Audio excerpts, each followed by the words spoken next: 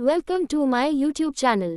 Chapter 6। प्रभा जी भौमी की तरफ देखते हुए अंडस्को, भौमी आप अपने कमरे में जाकर आराम करिए, शाम को हम आपको आपके परिवार से मिलाएंगे। भौमी हमें अपना सर हिला देती है। प्रभा जी आवाज लगाते हुए अंडस्को, मीठी आवाज सुन एक लड़की दौड़ते हुए वहां आई। अंडस्को, जी दादी सा। भौमी ने देखा वो लड़की 16-17 साल की होंगी। उसने लेहंगा चोली पहन रखा था, थोड़ी सा दबा हुआ रंग, उसके चेहरे में ढेर सारी मासूमियत थी। मीठी अंडस्को, जी बड़ी दादी सा आपने बुलाया। लक्ष्मी जी मीठी को आंखें दिखाते हुए बोली। अंडस्को, मीठी हमने कितनी बार बोला है आपको इन्हें बड़ी मालकिन बोला कीजिए। मीठी बच्चों की तरह मुंह बिचकाते हुए अंडस्को, पर दादी सा इन्होंने ही हमें इन्हें बड़ी दादी सा बोलने के लिए कहा है। अब आगे। प्रभा जी अंडस्को, बस भी करिए लक्ष्मी, हमने ही कहा है इनसे हमें बड़ी दादी सा बोलने के लिए, तो आप हमारे बीच मत आइए। प्रभा जो मीठी से अंडस्को, मीठी जाइए अपनी भाभी सा को इनके कमरे में ले जाइए। मीठी अंडस्को, जी बड़ी दादी सा। मीठी भौमी की तरफ देखते हुए बोली। अंडस्को, चलिए भाभी सा हम आपको आपका कमरा दिखा देते हैं। भौमी मीठी को देख एक हल्की सी स्माइल कर उसके साथ सीढ़ियों से ऊपर जाने लगी।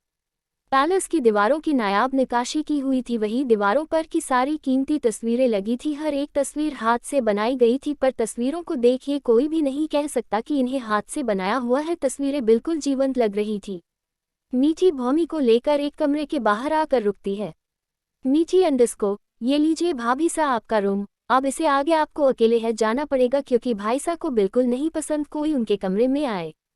भौमी ने हाँ में सर हिलाकर रूम का दरवाजा खोल कमरे के अंदर चले गई। रूम को देख भौमी थोड़ा सा चौंक गई। ब्लैक एंड ग्रे कलर के कॉम्बिनेशन में रूम का इंटीरियर बहुत ही खूबसूरत था। रूम के बीचों बीच किंग साइज बेड के ऊपर एक बहुत ही खूबसूरत भौमी के साथ एक लड़के की रॉयल तस्वीर थी, जिसे शायद हाथों से बनाया गया था।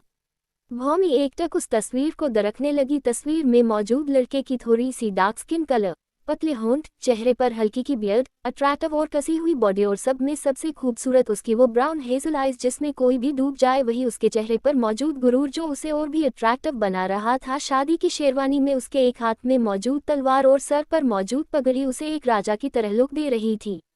वही उसके पास भौमी बैठी हुई थी। उसने शादी का जोड़ा पहना हुआ था, होठों पर प्यारी सी मुस्कुराहट और चेहरे पर ढेर सारी मासूमियत लिए वहां बैठी हुई थी। दोनों एक दूसरे के साथ बहुत अच्छे लग रहे थे, बस इसमें एक चीज की कमी थी। जितना उस लड़के के चेहरे पर तेज था, गुरूर था, वही उस लड़की के चेहरे पर मासूमियत। उसमें कहीं भी एक रानी जैसी बात नहीं थी, बल्कि इसे देख ऐसा लग रहा था कि किसी शेर के साथ मेमना बैठा दिया गया हो। उस तस्वीर को देख भौमी ये तो समझ गई कि ये उसका हस्बैंड है। कुछ देर उस तस्वीर को निहारने के बाद भौमी ने अपनी नज़र हटाकर रूम में बाकी चीज़ों को देखने लगी। भौमी ने देखा दीवारों पर और भी कई सारी तस्वीरें मौजूद थी। भौमी बड़े ध्यान से उन तस्वीरों को देखने लगी। भौमी अंडस्को, शायद ये इस फैमिली की तस्वीरें हैं।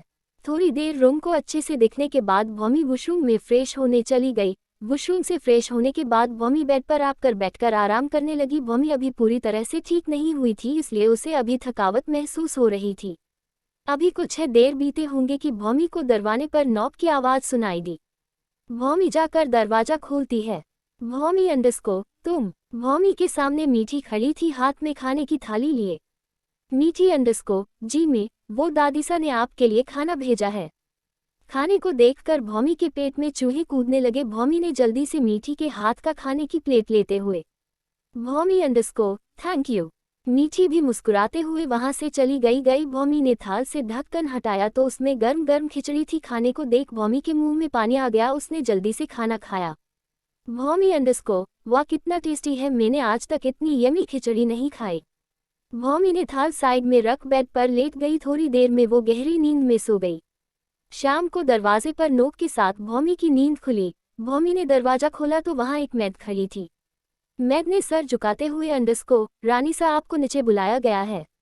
उद्धरण चिन्ह। भौमी ने हाँ में सर हिलाकर गेट बंद कर दिया। भौमी ने वार्डरोब से कपड़े लेकर वॉशरूम में चेंज करने चली गई। थोड़ी देर बाद भौमी अपने गीले बालों को टोल से सुखाते हुए बाहर आई। भौमी अंडस्को, यार आज के टाइम पर इतने लंबे बाल कौन रखता है। भौमी जल्दी से तैयार होकर रूम से बाहर निकल गई। भौमी ने सीढ़ियों से नीचे हॉल में देखा। हॉल में बहुत सारे लोग थे। भौमी धीरे धीरे नीचे उतरने लगी। भौमी के पायल की आवाज सुन हॉल में मौजूद सभी लोगों का ध्यान भौमी की तरफ गया। भौमी को देख सभी लोग शॉक हो गए। भौमी ने पिंक कलर का लहंगा चोली के ऊपर येलो कलर की ओढ़नी ले रखी थी। भौमी ने अपने लंबे बालों को खुला छोड़ा हुआ था। होठों पर पिंक लिप बाम, आंखों में हल्की सी काजल, माथे पर छोटी सी बिंदी, दोनों हाथों में रॉयल डिजाइन वाले सोने के कंगन, मांग में लाल सिंदूर, गले में लंबा सा मंगलसूत्र। इस सिंपल लुक में भी भौमी बहुत ज्यादा खूबसूरत लग रही थी और सबसे अहम बात, चेहरे पर झलकता एक अलग सा तेज जो आज से पहले कभी नहीं दिखा था। आज से पहले कभी किसी ने भौमी को इस तरह नहीं देखा। भौमी ज्यादातर अपने कमरे में ही रहती थी, हमेशा चेहरे पर डार्क मेकअप, हैवी ज्वेलरीज में लगी रहती थी। शुरुआत में घर पर सभी लोग भौमी को पसंद करते थे, पर धीरे धीरे भौमी का बिहेवियर चेंज होने लगा। वो घर में सबसे कटी कटी रहने लगी, कोई कुछ बोलता भी था तो भी उसका कोई जवाब नहीं देती थी, अपने आप में ही रहने लगी थी। धीरे धीरे वो परिवार से दूर होते चली गई। प्रभा जी भौमी के पास आकर उसका चेहरा छूटे हुए अंडस्को, कितनी सुंदर लग रही है आप, किसी का नजर ना लगे आपको। इतना कह उन्होंने अपनी आंखों से काजल निकाल भौमी के कान के पीछे लगाते हुए बोली, प्रभा जी अंडस्को, चलिए हम आपको आपके परिवार से मिलाते हैं। इतना बोल वो भौमी को पकड़ सोफे पर बिठा देती है। चैप्टर 7। भौमी धीरे धीरे नीचे उतरने लगी। भौमी के पायल की आवाज सुन हॉल में मौजूद सभी लोगों का ध्यान भौमी की तरफ गया। भौमी को देख सभी लोग शॉक हो गए। भौमी ने पिंक कलर का लहंगा चोली के ऊपर येलो कलर की ओढ़नी ले रखी थी। भौमी ने अपने लंबे बालों को खुला छोड़ा हुआ था। होठों पर पिंक लिप बाम, आंखों में हल्की सी काजल, माथे पर छोटी सी बिंदी, दोनों हाथों में रॉयल डिजाइन वाले सोने के कंगन, मांग में लाल सिंदूर, गले में लंबा सा मंगलसूत्र। इस सिंपल लुक में भी भौमी बहुत ज्यादा खूबसूरत लग रही थी और सबसे अहम बात, चेहरे पर झलकता एक अलग सा तेज जो आज से पहले कभी नहीं दिखा था। आज से पहले कभी किसी ने भौमी को इस तरह नहीं देखा। भौमी ज्यादातर अपने कमरे में ही रहती थी, हमेशा चेहरे पर डार्क मेकअप, हैवी ज्वेलरीज में लगी रहती थी। शुरुआत में घर पर सभी लोग भौमी को पसंद करते थे, पर धीरे धीरे भौमी का बिहेवियर चेंज होने लगा। वो घर में सबसे कटी कटी रहने लगी, कोई कुछ बोलता भी था तो भी उसका कोई जवाब नहीं देती थी, अपने आप में ही रहने लगी थी। धीरे धीरे वो परिवार से दूर होते चली गई। प्रभा जी भौमी के पास आकर उसका चेहरा छूटे हुए अंडस्को, कितनी सुंदर लग रही है आप, किसी का नजर ना लगे आपको। इतना कह उन्होंने अपनी आंखों से काजल निकाल भौमी के कान के पीछे लगाते हुए बोली, प्रभा जी अंडस्को, चलिए हम आपको आपके परिवार से मिलाते हैं। इतना बोल वो भौमी को पकड़ सोफे पर बिठा देती है। अब आगे चलिए मिलते हैं राजावत परिवार से। महेंद्र सिंह राजावत -75। राजावत परिवार में सबसे बड़े, पूर्व हुक्मसा, बहुत ही सख्त और गुस्से वाले, इनके लिए इसकी मान प्रतिष्ठा ही सब कुछ है। अपने परिवार से बहुत प्रेम करते हैं पर दिखाते नहीं है। प्रभा सिंह राजावत -70। महेंद्र सिंह की वाइफ, पूर्व हुक्म रानीसा, अपने परिवार पर अपनी जान छोड़ती है। इन्होंने हमेशा अपने पति के हर कदम पर उनका साथ दिया है। यूँ तो अपनी जिम्मेदारियों के चलते इनका स्वभाव भी थोड़ा सख्त हो गया है, पर अपने परिवार के लिए बहुत लविंग केयरिंग है। प्रभा जी और महेंद्र राजावत के 3 बेटे हैं। आकाश सिंह राजावत, महेंद्र सिंह राजावत और प्रभा के सबसे बड़े बेटे ये अभी इस दुनिया में नहीं है। एक गलती की वजह से इनकी बीवी और बेटे इनसे नफरत करते हैं। सुभद्रा आकाश सिंह राजावत 47। महेंद्र की पत्नी, अपने परिवार से बहुत प्यार करती है पर ज्यादातर शांत रहती है, या कहे वक्त की मार ने इन्हें शांत और कठोर बना दिया है। अपने पति से बहुत नफरत करती है। इनका एक बेटा है, एकाक्ष सिंह राजावत -27। आकाश और सुभद्रा का बेटा, राजस्थान के वर्तमान हुक्मसा और राजव इंडस्ट्री के CEO. Inaki eka ora pahakana hi jo saba se chupi wehi. Anaka gusa mahakala ki taraha hi isali yi jayadatara santa rahane ki kazisa karate hi. Bahoda kama balate hi, yi rude, arrogant ora introverted type K insana hi. Jayadatara kisi se bada karana pasanda nahim hi in a pain filings show karana nahim ati. Yi apani family se bahoda piara karate hi para show nahim karate. A pain pita se bahada nafarata karate hi. Om Sinha Rajavada -24. Akasa Sinha Rajavada Ka Najayaha Beta, height 6.2, light brown eyes, attracted body, white skin, see hair parasandi, ye ekadama santa ora samajadara type insana hi ayi kahana galata nahim hoga ki jindagi ke sengarso ne in vakta se pahale matur bana dia hi, ye apain bear by se bahoda piara karati hi anak javana ka eka high motive hi apain by ke dilami apain lai jagaha banana, anak by hi anak lai bhagavana hi. Pratika Sinha Rajavada 47, Mahendra ora Prabhaka du Sarabeda, Ekadama Santa, Samajadara ora Sulajay Huansana, Apain bear by K Jain K Bada Apain pure Paravara ko Eka bear bet ki Taraha Sambala hi Inhon, Ye Apain Paravara se Bahoda Piara Karati hi. Sandhya Pratika Sinha Rajavada -44, Pratika ki wife, Apane Parivara Ora Bako se Bahoda Piara Karati hi, Apane Patti ke Sathamila Kara Isa Parivara ko Sambala hi Inhona Naik tu Bethi, Siddha Sinha Rajavada -25, Sandhya Ora Pratika ka Bara Beta, height 6.0, black ears, and dark black eyes, Savala Ranga, Matapita ki Taraha hi Salasia wa Ora Samajadara Insana, Apane by Akaksa ke Satha Milakara Abi Rajavada Industry Sambala Rehihi.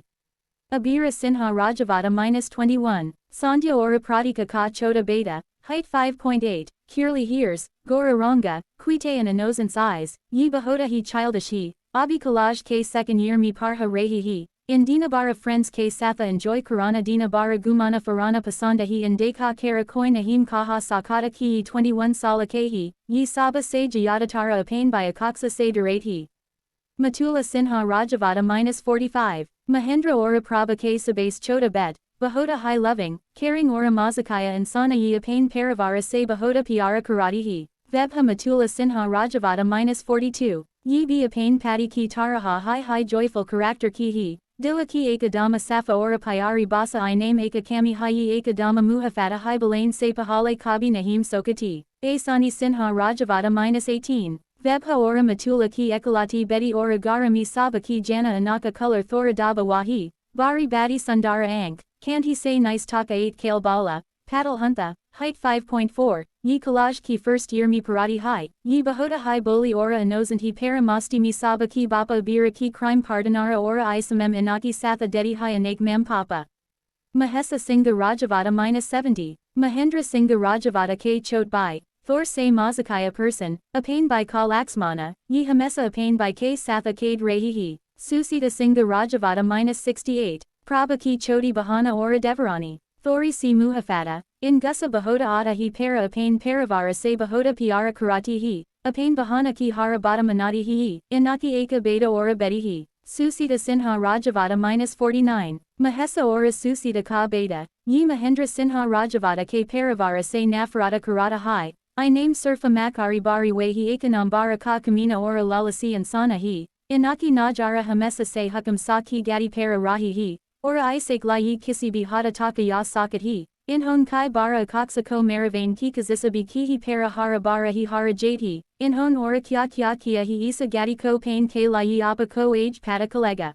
Jaya Susita Singha Rajavada -46, Susita Sinha Rajavada ki wife apane patti ki taraha hi makara ora lalasi insana, yi bi akaksa ora usake parivara se nafarata karati hi, Sahila Sinha Rajavada 28. Jaya ora susita ka ekalota beta apane bapa ki taraha hi kamina dinabara surfa daru ora larikayam mi duba rahata hi, anaka surfa eka hi makasada hi hukakuma sa ki gadi para bathana, Sarika Sahila Sinha Rajavada 25, Sahila ki wife Sidi Sadi Laraki, yi apane patti se bahoda durati hi, inaki eka beti hi, Ruhi Sinha Rajavada 5, Sahila ora Sarika ki beti cute ora innocent, Garami sabase choti sadasya, Divya Prakasa Rathaura 40. Mahesa ora susita ki beti apane patti ora dubetiam ke satha apane maya ke mi rahati hai, Prakasa Rathaura -46, Divya ke patti inaki ora divya ki lava marriage waiti, baki anak bear mi hama age jananj, ni akia. -15, Divya और प्रकाश की जुड़वा बेटियां, शरारती प्यारी, शायला चौहान -22, जया की दोस्त की बेटी, ये भी राजावत फैमिली के साथ रहती है। आज के लिए इतना है। चैप्टर 8, सभी लोगों डिनर करके अपने कमरे में चले जाते। भौमी अपने कमरे की बालकनी खड़ी होकर बाहर के नज़ारे को देख रही होती है। एकाक्ष के रूम की बालकनी बहुत बड़ी थी, वहां पर झूले लगे हुए थे। वहां से जैसलमेर का नज़ारा काफी खूबसूरत दिख रहा था। जैसलमेर की रेत की ठंडी ठंडी हवाएं आ रही थी, जिसे महसूस कर भौमी ने अपनी आंखें बंद कर लेती है। उसको यहाँ बहुत सुकून मिल रहा है। भौमी सोचने लगी। प्रदीप उसका मुंह बोला, भाई कितना प्यार करती थी। जब भौमी के माँ पापा की डेथ हो गई थी तब भौमी को अनाथालय भेज दिया गया था, वहीं मिली थी वो पहली बार प्रदीप से। प्रदीप उस वक्त बहुत छोटा था, वो दिन भर निधि के पोछे दीदी दीदी कह के घूमता रहता था। भौमी के पास कोई परिवार नहीं था, इसलिए उसने प्रदीप को ही अपना परिवार बना लिया। पर उसे क्या पता था एक दिन वही इंसान उसकी जान ले लगा। अपने पिछले जन्म का याद कर भौमी का मन गुस्से और नफरत में भर गया। भौमी गुस्से से अंडस्को, जिन लोगों ने मेरा विश्वास तोड़ा है, मुझे जान से मारा है, उन्हें मैं इतनी आसानी से माफ नहीं करूंगी। खून के आंसू रुलाऊंगी मैं उन सबको। सारा प्रदीप और मयंक, तुम तीनों के जिस पैसे और पावर के लिए मुझसे गद्दारी की थी ना, उन्हीं पैसे और पावर को मैं तुम लोगों का काल बना दूंगी। आज तक बस तुम लोगों के निधि का प्यार देखा था, लेकिन अब तुम लोग डार्कनेस का कहर देखोगे। तुम लोगों को ऐसी मौत दूंगी कि तुम्हारी रूह तक कांप जाएगी। ऐसा बोलते समय भौमी की आंखें गुस्से से लाल थी।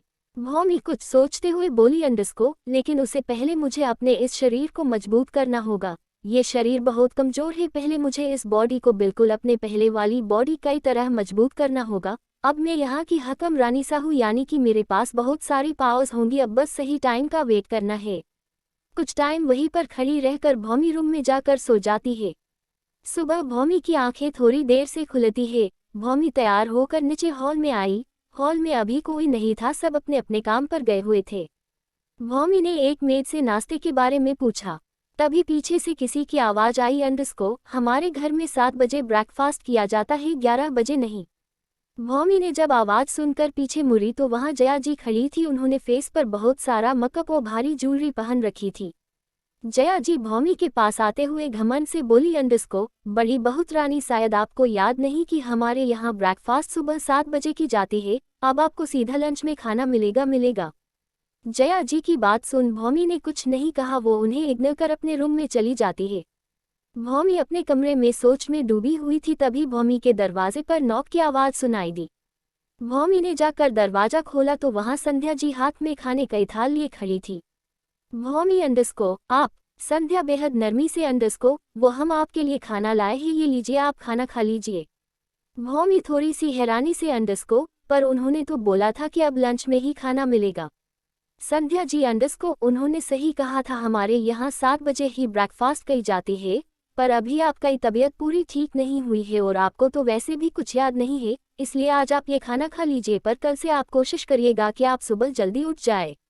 भौमी ने हाँ में अपना सर हिलाकर खाने की थाल ले ली। संध्या जी के जाने के बाद भौमी ने जल्दी से खाना खाया, वैसे भी उसे बहुत तेज भूख लगी थी।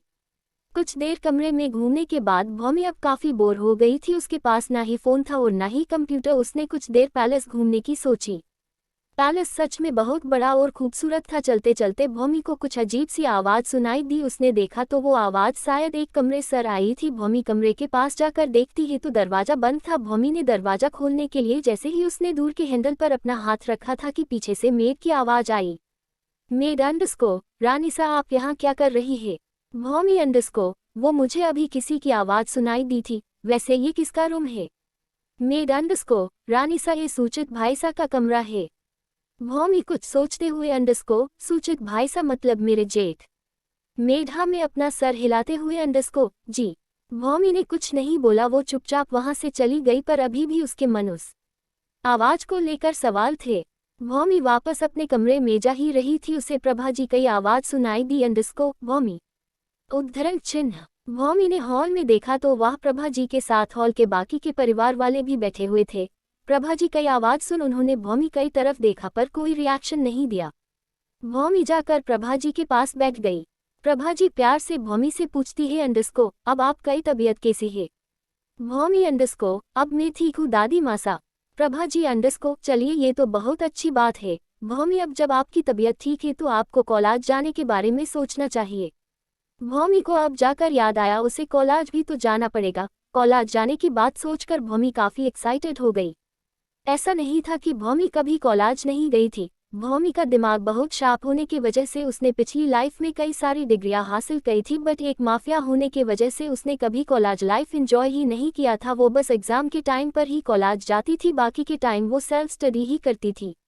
बट इस लाइफ में वो आम लड़कियों की तरह अपना कॉलेज लाइफ एंजॉय कर सकेगी, ये सोचकर वो काफी ज्यादा खुश थी।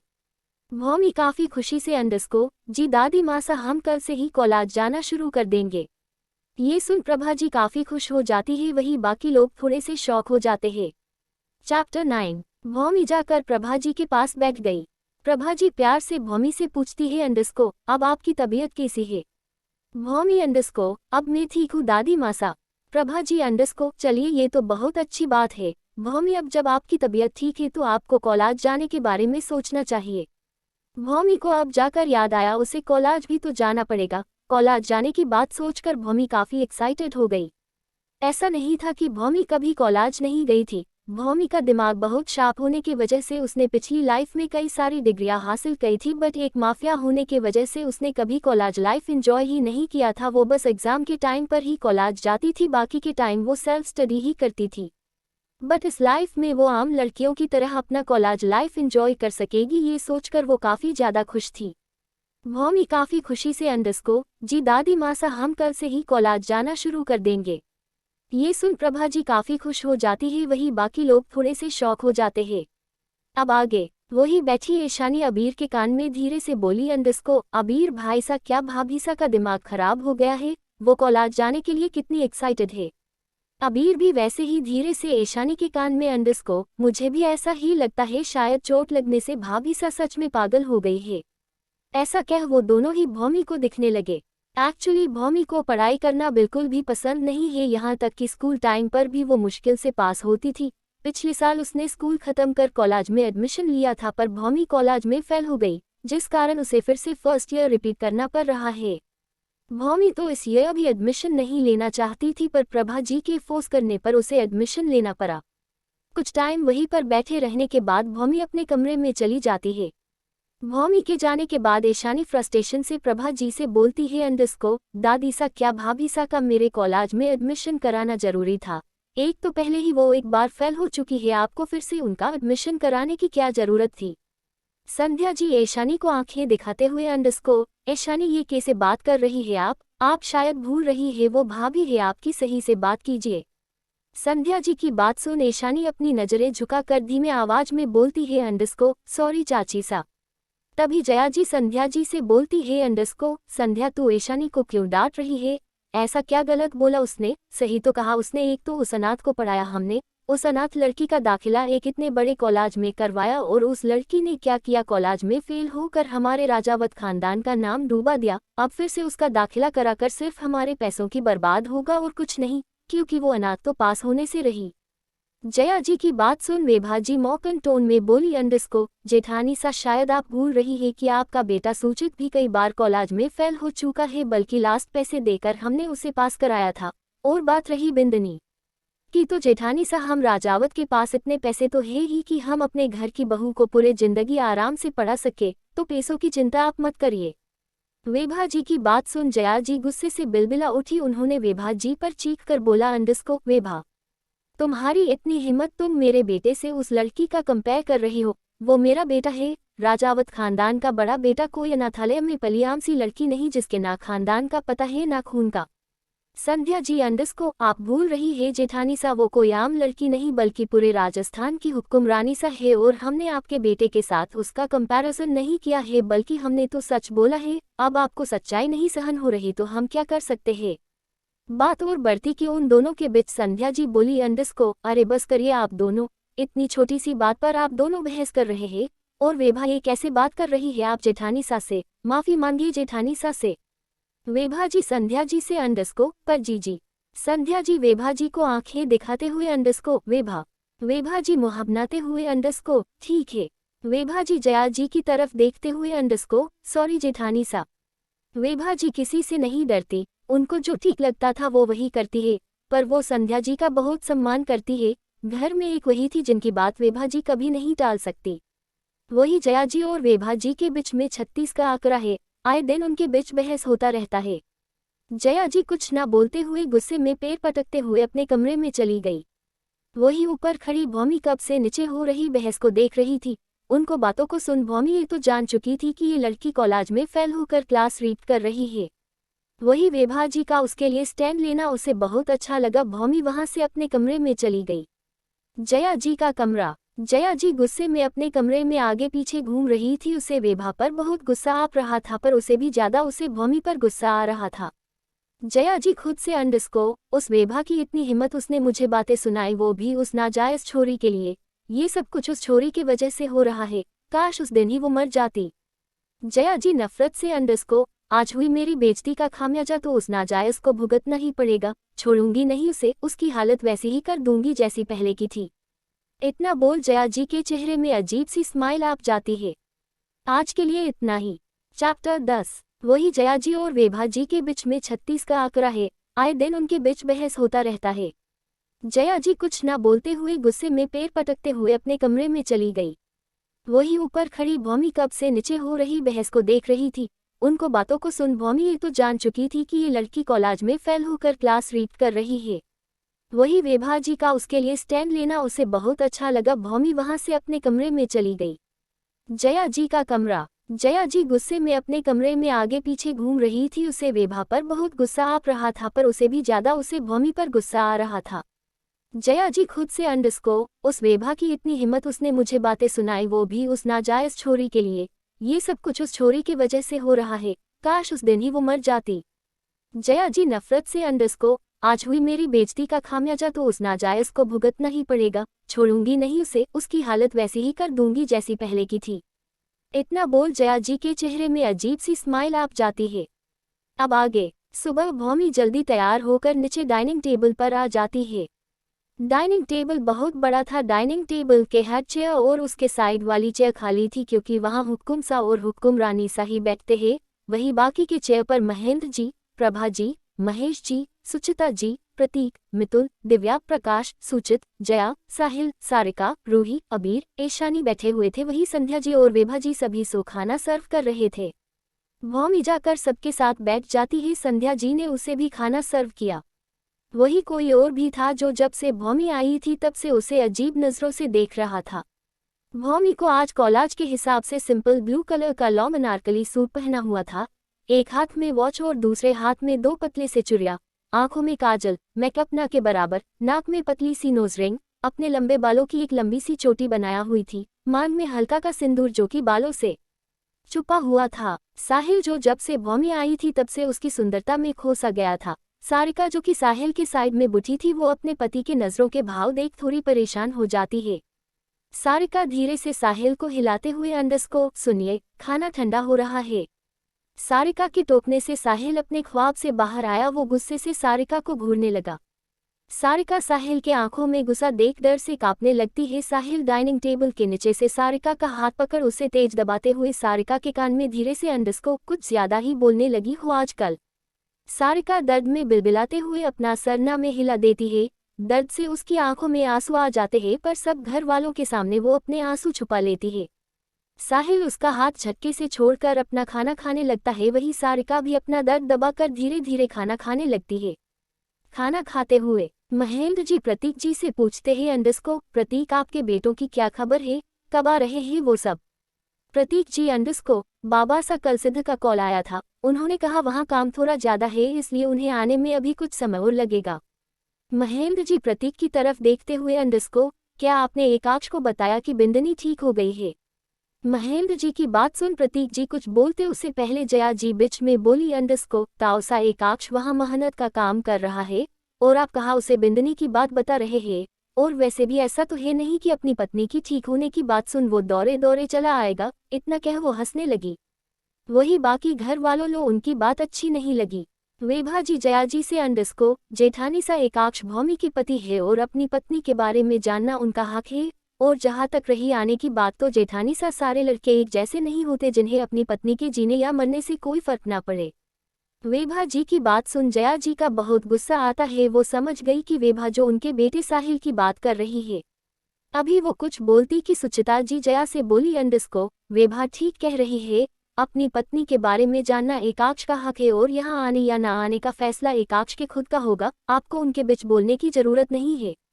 अपनी सास की फटकार सुन जया जी गुस्से का घुट पीकर रह जाती है। वो अपनी सास के आगे कुछ नहीं बोल सकती थी। वही भौमी चुपचाप उनकी बातें सुन रही थी। खाना खाकर सभी अपने अपने काम पर चले जाते हैं। भौमी भी कॉलेज जाने के लिए अपने कमरे में बैग लेने चली जाती है। अबीर और ईशानी घर से निकल ही रहे थे कि संध्या जी की आवाज आई, रुकिए। अबीर और ईशानी पीछे मुड़कर संध्या जी को देखने लगते हैं। संध्या जी, आप लोग कॉलेज जा रहे हो तो अपनी भाभी सा को भी अपने साथ ले जाइए। संध्या जी की बात सुन अबीर ईशानी झुंझुला जाते हैं। ईशानी थोड़े फ्रस्ट्रेशन से, चाची सा प्लीज भाभी सा को दूसरे कार में भेज दीजिए, हम उनको अपने साथ कहीं लेकर नहीं जाएंगे। तभी पीछे से विभा जी आते हुए बोली, और क्यों नहीं लेकर जाएगी आप भौमी को अपने साथ। ईशानी थोड़े गुस्से में विभा जी से, मम्मा आपको अच्छे से पता है हम क्यों भाभी सा को अपने साथ नहीं लेकर जाना चाहते। वेभा जी थोड़ी नरमी से अंडरस्को, ईशानी हमें सब पता है, फिर भी हम चाहते हैं कि आप आपकी भाभी सा के साथ कॉलेज जाइए, और वैसे भी वो अभी अभी कोमा से जागी है, अभी वो पूरी तरीके से ठीक नहीं हुई है, ऐसे में अगर वो आपके साथ जाएगी तो हमें तसल्ली रहेगी। ईशानी अभी कुछ कहने ही जा रही थी कि वेभा जी उन्हें टोकते हुए बोली, अंडरस्को क्या आप हमारी इतनी सी बात नहीं मानेगी। वेभा जी की बात सुन ईशानी चुप हो गई। आज के लिए इतना ही। Thanks for watching our